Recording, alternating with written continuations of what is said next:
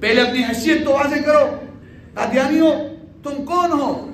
اگر تم کہتے ہو مسلمان ہیں تو وہ تو مسلمان ہی نہیں ہوتا جو نبی علیہ السلام کو آخری نبی نہیں مانتا.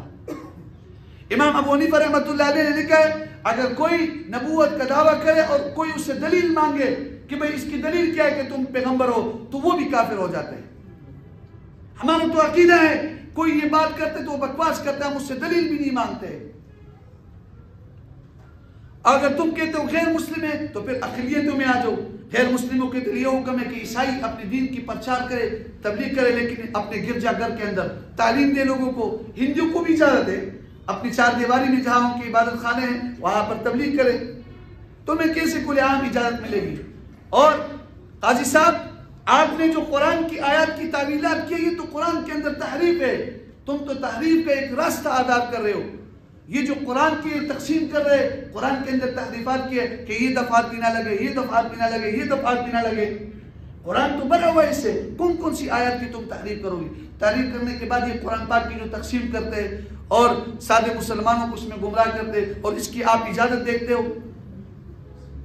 اللہ سے ڈرو، اس دن سے ڈرو جس دن تمہاری کرسی نہیں ہوگی اور تم اپنی کرسی کے بارے میں کہو گے ما اغنا عنی مالیہ ہلک عنی سلطانیہ، میرے مال نے مجھے ہلاک کیا، میری کرسی نے مجھے برباد کیا.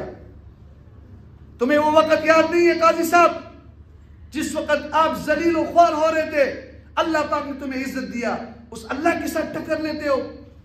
ہوش کے ناخن لو اور اپنا فیصلہ واپس کرو. یہ تو مسلمانوں کے زخموں پر نمک چڑکا رہے ہو. یہ پہلے مسلمانوں کو جو ہے زخمی کر رہے اور ان کو تشویش میں مبتلا کر رہے، اور آپ ان کو آزادی دے رہے ہو اور آزادی رائے کا نام دے رہے ہو اور یورپ کو خوش کر رہے ہو. اللہ سے ڈرو. یہ اقتدار یہ آنے والی چیز ہے، جانے والی چیز ہے. یہ آج آپ کے پاس کرسی ہے، اس پر آپ بیٹھے ہوئے ہو، کل چلے جاؤ گے، پھر کیا کرو گے؟ اللہ پاک نے آپ کو عزت دیا تھا، آپ نے اپنا عزت خاک میں ملا لیا. ہم اس فیصلے کی اس کو بالکل سرے سے مسترد کرتے ہیں. ہمارے قائد نے کل یہ اعلان کیا تھا کہ ہم اس کے خلاف جائیں گے تو ہم فریق بن کر آئیں گے. اب کیا ہوگی؟ کرسی پر بیٹھ گئے تو آپ اللہ کے احکامات میں، اللہ کے قرآن میں ایسے تحریف کی اجازت ہوگی؟ یہ تو قرآن میں تحریفات ہے. اور آپ نے جو اس کو جو معنی اور وہ مفہوم بتایا وہ تو شان نزول کے بالکل خلاف ہے، اور اپنی طرف سے تم تحریفات کر رہے ہو. بہت بڑا علم ہے تمہارے پاس. اللہ سے ڈرو اور اس فیصلے کو واپس کرو.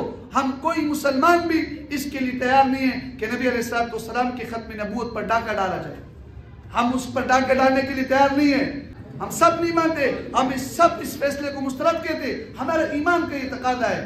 اور جب بھی ہمیں ہمارے قائد نے پرامن احتجاج کے لیے کال دیا تو ہمارے ایمانی غیرت اس چیز کا تقاضا کرتے کہ ہم نکلیں گے اور ہم اس فیصلے کے خلاف آواز اٹھائیں گے.